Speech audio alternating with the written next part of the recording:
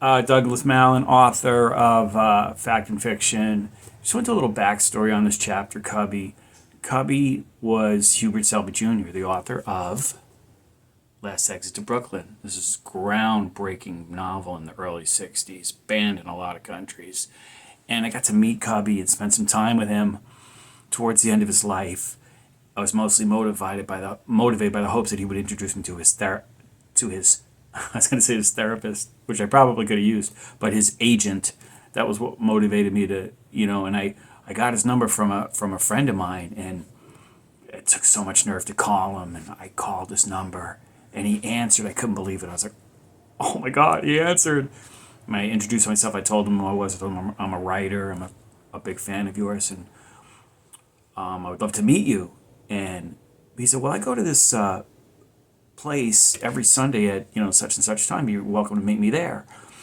So I went and I met him, and for the first time, and I would meet up with him every Sunday for a couple of weeks, probably 6 weeks. Right, he was up until the time of his death, and I remember telling him that I couldn't find Last Exit to Brooklyn at the library, and that I was going to have to buy a copy. And he said, "It's worth it, kid."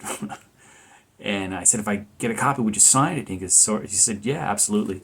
And here it is. I don't know if you can read it, but it says, "Dear Doug, thank you for your kind thoughts and words. Love, Cubby." March 7, 2004. It's right before he passed away. Now, I'll always cherish this book. I'll always cherish this book. And that's kind of the backstory of when I was writing Fact and Fiction. Cubby was such a big part of my psyche. I was reading a lot of his stuff. If you haven't seen Requiem for a Dream, they made a movie out of Last Exit to Brooklyn, and then they made a movie of Requiem for a Dream, which is a really gut-wrenching film based on a novel by Cubby, by Hubert Selby Jr. So that's it. That's the backstory on this, which is taking more time telling you the backstory than the actual chapter. Enjoy. From Los Angeles, adios.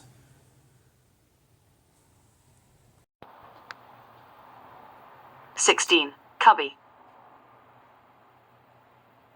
Stephen woke up wondering where he was. The strange surroundings caused him to lurch up from his pillow in a fright, and then he remembered where he was and why he was there, and he collapsed back down on his pillow. The digital flashed 5:15 in bright red letters, and he rolled over on his side and stared aimlessly at the wall as memories of the last few days passed across his mind. There was activity in the hallway. First, the flush of the toilet, and then the old-timer's vile, dry hacking cough, and with it the disgusting clearing of nasal passages, an abominable sucking sound soon followed by the loud chew of him spitting it all out, over and over again. And Stephen lay there numb with sadness and regret, more confused than he had ever been before, trying to convince himself that he had done the right thing. By now the old-timer had made his way down the hall, and was in the kitchen brewing a pot of joe and beginning his assault on the day's first pack of Lucky Strikes. So Stephen rolled out of bed, flipped on the light, threw on his sweatshirt and jeans, and headed out to the kitchen. "Good morning, Mr. Brewster." "Mornin', kid." "May I?" Stephen asked, eyeing the coffee pot. "Sure, help yourself." Stephen poured himself a cup and sat down at the table. "Smoke both of you?" "No.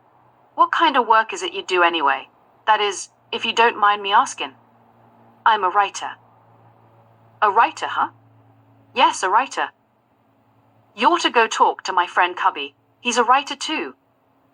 And Stephen could just see himself in some senior citizen's home, probably in the cafeteria, and probably during arts and crafts hour too, looking at the story some elderly boob had written, smiling all the while and saying, very nice, praying for arts and crafts hour to end.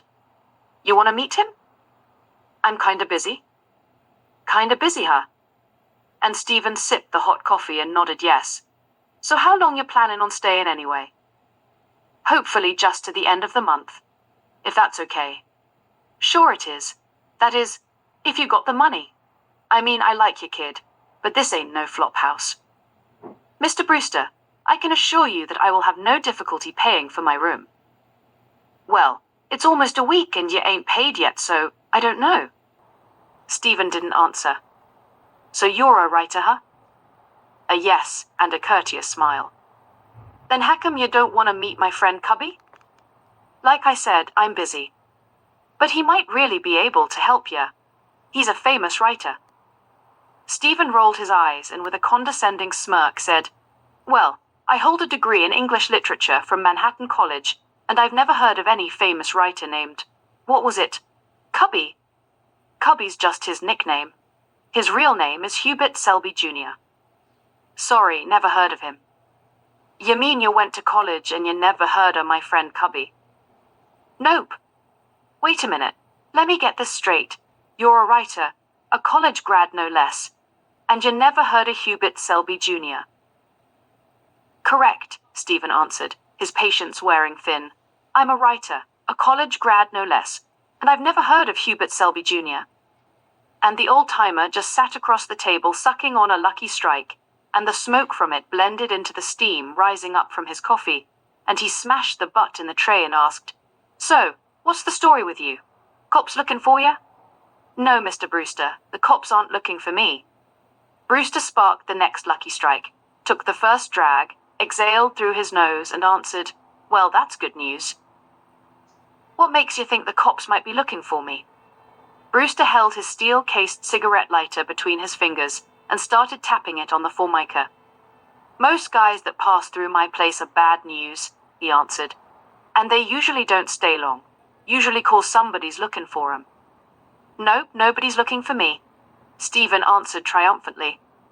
Then what the hell you doing here? Brewster asked as he stared into Stephen's eyes. Ain't you got no family, kid? Yeah, I got family. A wife and daughter. Got pictures? I love pictures. And Stephen pulled out a very thin wallet and produced Guinevere standing in the garden with a flower in her hand and looking back over her shoulder at her mommy with a broad smile. Oh, Christ, the old-timer exclaimed. She's beautiful. What's her name? Guinevere, Stephen answered proudly. Is that your wife in the background? Yes. Well, my ex-wife, my soon-to-be ex-wife. Sorry to hear that, kid. She's quite a dish. Thanks, I guess. Did she catch you fooling around or something? No, I left her. And the old geezer passed the picture back and stared with seriousness into Stephen's eyes. Was she fooling around on you? Stephen debated answering the question, but finally conceded, no. Well then, what's the problem? I don't know if you've ever been married, Stephen answered, but it's complicated. Sure, I've been married. 45 years. My Maggie Grace was the light of my life. We raised 5 kids in this very house. And with that he lowered his head and added, May God rest her soul. Stephen carefully placed the picture back in his wallet and crammed that in his pocket. You mean to tell me, said Brewster looking up at him now, you left that little girl and her mommy all alone? Something like that. Kid, listen to me. Go home and tell your wife you're sorry. Just tell her that. Tell her you want to work it out and don't wait other minute. Go right now and tell her that. Don't worry about the money you owe me. Just go home right now. Go home right now, before it's too late. That's very thoughtful of you, Mr. Brewster, and I appreciate the kind words, but I don't think you quite understand my situation. No, you're the guy that don't understand your situation. Let me tell you something, son. There's nothing in the world more important than family, and you're about to destroy yours, over what I don't know. But I do know this. You're breaking that little girl's heart, and her mommy's too, and you're going to wind up regretting it, for the rest of your life. Now pack up your stuff and get the hell out of my house. You hear me? You better be gone by the time I come home.